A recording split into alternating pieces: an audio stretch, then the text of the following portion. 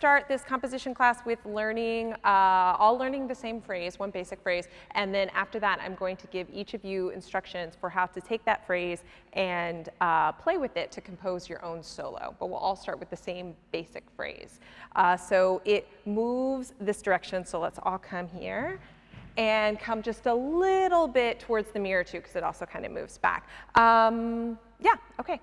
So we'll start with feet parallel right underneath the hips, hands just hanging right at the side. And you start with just kind of like your plank of wood, just tipping right over until you catch yourself this way. Right, exactly. So you tip, and as you catch yourself, you actually catch your little catch-ups take you to face the back corner. Exactly. You do the same basic thing again, except this time you're going to tip directly the way you're facing towards the corner, and as you catch yourself and run, you end facing directly back, right? So taking it from the beginning, you start facing the front directly, and this is a tip, and then a little catch step to face the corner. And then tip towards the corner, a couple little catch steps to face directly the windows. Very good, okay. Moving on from here, we do a little kind of swing of the right arm out this way, and then a swing of the left arm this way, and you're reaching this direction, then this hip pulls this direction, you're in a little tug of war. Are the fingers gonna win? Is the hip gonna win? Oh, the hip wins, and then you come around this direction. Exactly. And then after your tug of war, hips win, you come around this direction and you end facing the clock for us. From here, you just sink slowly. You kind of pop that upstage leg. For us, it's the left leg. Just keep the heels on the ground and sink slowly until your left hand your left hand catches your left cheek and just kind of plops. And this downstage arm, the right arm, just kind of dangles a little bit. From here, the left hand is going to disappear. And when it does, the head collapses. The other knee, the right knee, bends. And you come from this folded position all the way up. The arms come up this way, crossing the body as if you might be taking off your shirt. But you don't. And they just come up this way, straight above you. Okay, so let's take it from this shoom, shoom part. So we do right arm swings and reaches, left arm swings and reaches, this little tug of war with fingers and the hip wins, and you run around to face the clock. And sink. Slowly look towards the mirror, and the left hand comes up bloop, and catches your head, and really rest your head in your hands so that when the left hand disappears, it's a drop, boop, and then recover all the way up. Yeah? So with counts, this is in threes. So the first triplet, 1, 2, 3, you get for that tip. So it's 1, 2, 3, 2, 2, 3 to run. Another 3 to tip, 3, 2, 3, 4, 2, 3 to run, face the windows. Right arm, I'll come in front of you. Right arm swings, 4, 2, 3, 5, 2, 3, 6, 2, 3, 7, 2, 3, and here by 8, 2, 3. And sink, 1, 2, 3, 2, 2, 3, plop on, 3, 2, 3. Hold here, 4, 2, 3. And on 5, 2, 3, you get 3 to go down and up, so it's like a surprise. 5, 2, 3, 5, 2, 3. Yeah? And then on 6, 2, 3, we're just going to reach back this way, and then your left toe is going to snake in front of you to kind of counterbalance. And again, you're in another tug of war, this time fingers and toe, which is going to win. Oh, the toe wins and brings you down here. Yeah? And then you just come straight back up. And whatever you wanted back behind you, you didn't get it because you were reaching for it, but whatever this force was that pulled you in the other direction, oh, that won. But you are persistent. You do not give up that easily. So you look behind you, back at that thing you wanted, let the weight of the head take you around towards it. And let's say it's in the corner, actually. Let's face it towards the corner. And you're going to end with reaching that right arm, reaching reaching a little bit, pulling you forward, and that's where the phrase ends, on that kind of like, da, da, da, da. There's no resolution. We don't know if you get it or you don't. Yeah? Okay, so taking the counts from here, from the sync. So this is 1, 2, 3, 2, 2, 3, 3, 2, 3, 4, 2, 3, 5, 2, 3, 6, 2, 3, 7, 2, 3, down on 8, 2, 3. Up, 1, 2, 3, 2, 2, 3, 3, 2, 3, 4, 2, 3, 5, 6, 7, 8, 9, into infinity and beyond, right? So that's where we end. Okay, all good? Any questions? Okay, let's take it from the top. Once with counts, and then we'll do it with music. Just scooch over this way a little bit and down a little bit.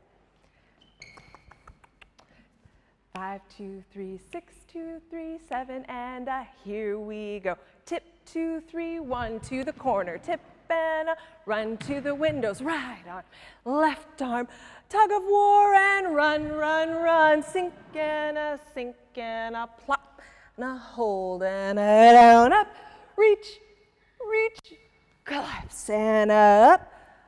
Look back, way to the head, reach, reach, reach, reach. Nice. Okay, let's do it with music.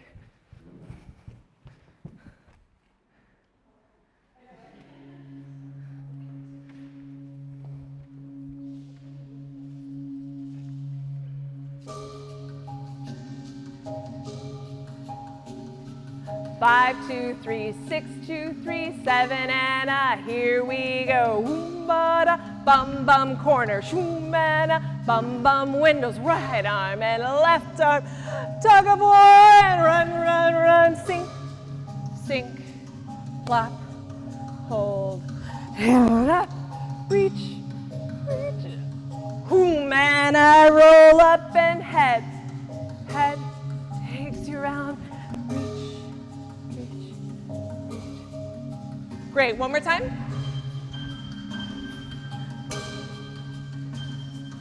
5, can you do it without me? Yeah. Great, here we go. 5, 6, 7, 8, and a tip. Tip. Whoosh. And a run, run, run, sink. Plop and hold. Down, up, reach, reach, collapse, and roll up, way to the head. And reach. All right, nice. Okay, so here is your composition task is to take this basic movement and to create a variation on it in whatever way you see fit as a response to the piece of paper that you receive. These are all very different. Some, one is a painting, one is a piece of Shakespeare, 2 are more like formal instructions. Yeah? So you can use all the tools you know as choreographers to make some variation on this phrase. There's no requirement in terms of length. But I can be about the same length as the phrase you just learned. Mm-hmm. Yeah? Okay, great. I'm just going to hand them out randomly.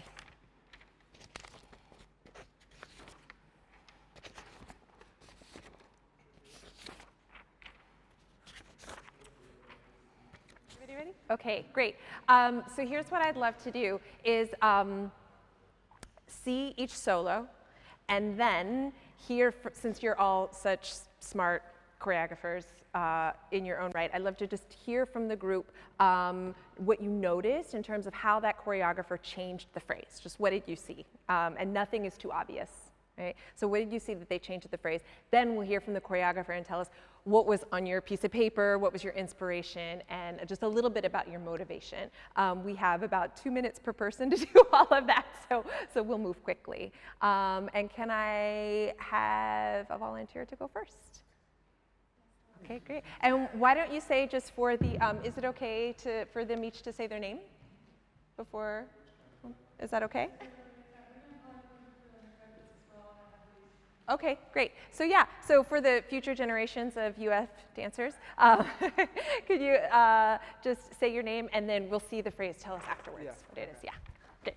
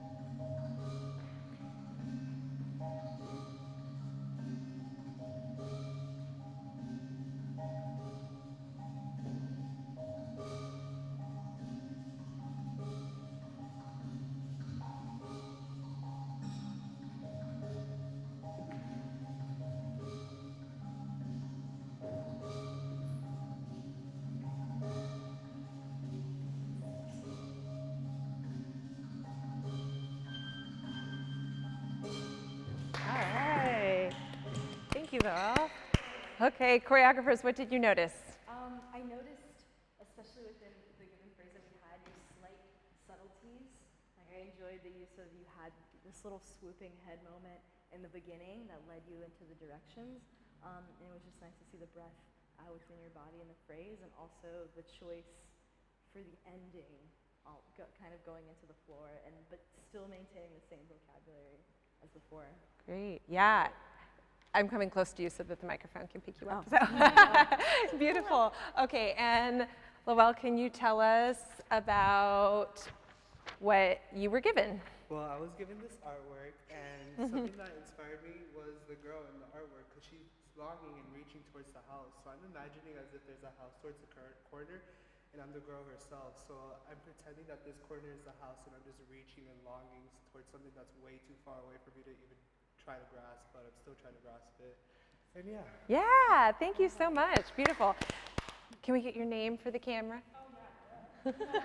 Hi, my name is Maria Garcia. I'm going to be senior year here at the University of Florida as a dance major. Yay!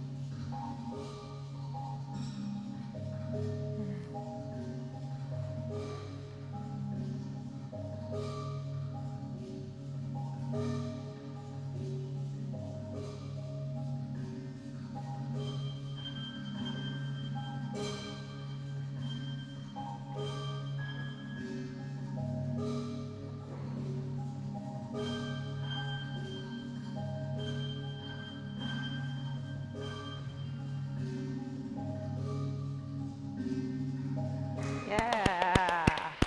Fabulous. Okay, what did we notice?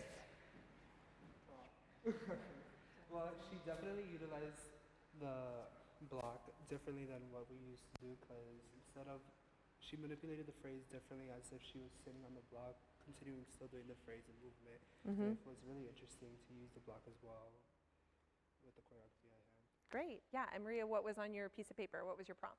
It was exactly that, to go ahead and add a prop into it. And I was looking around, it was like, it talked about like using a water bottle or a jacket. But I was like, I want to do something that doesn't say on the piece of paper. So I just decided to pick up a block and see how and what was going to happen. And Yeah, I love that you chose something that, wasn't suggested on the paper, but still something that anybody could have at home, you know, a bench or a chair or something like that. So, great. Name for the camera? do I just say my name? Okay. Hi, my name is Elena Nelson. This is my prompt project.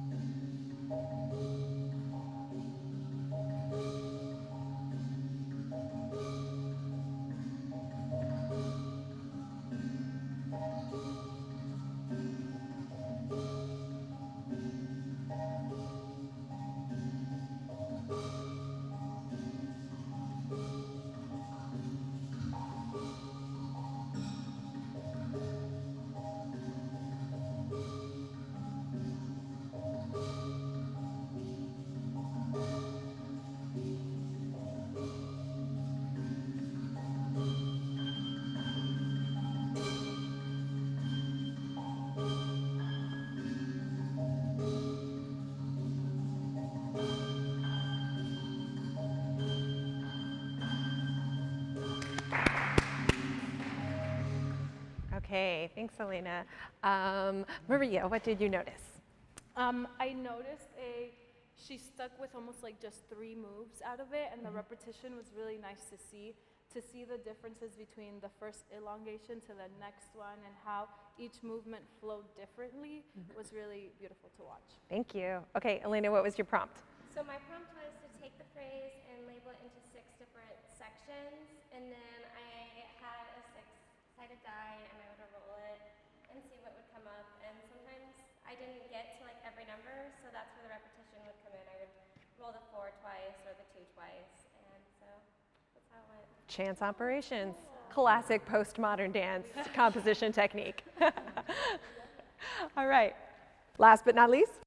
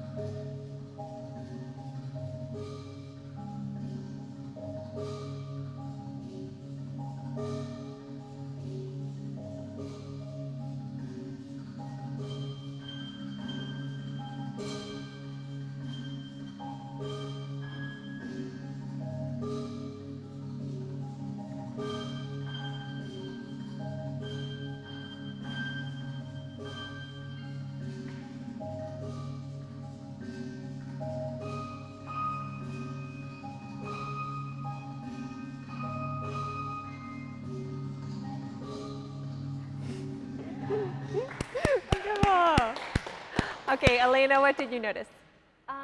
So I saw some character being added into this phrase. I could see hesitation in what she was reaching and longing for. I could also see like direction in what she was reaching and longing for. There was a story behind it, and that's what she had brought in. Yeah, Emma, tell us about your prompt. Okay, so I had Romeo and Juliet Act 2, Scene 2 by William Shakespeare. And so in it, we have a sort of dialogue between Romeo and Juliet, the one that we all know, but soft would light through yonder window breaks. We end with, oh Romeo, Romeo, where art thou, Romeo? And so I enjoy narrative work, and so I found maybe a way to sort of incorporate a sort of underlying story, or at least the sort of sensation of the sort of push and pull that's occurring. Yeah, yeah. So that's what I played. Lovely. Thank you so much. What I really love about what all of you did is that in some cases, your prompts to play with the movement had to do with maybe a story, either literally coming from a play, or in the case of the painting, reading a narrative into that image. But then 2 of you had prompts that were like purely formal experiments, right? But all of you used those to add some depth, some texture, to layer in this whole world into this phrase that had at its core this kind of experience of longing and reaching. And so I really appreciate what you brought to this material. Thank you so much for sharing your work. Yeah, great work. Jump. Thank you. Yeah, thank you.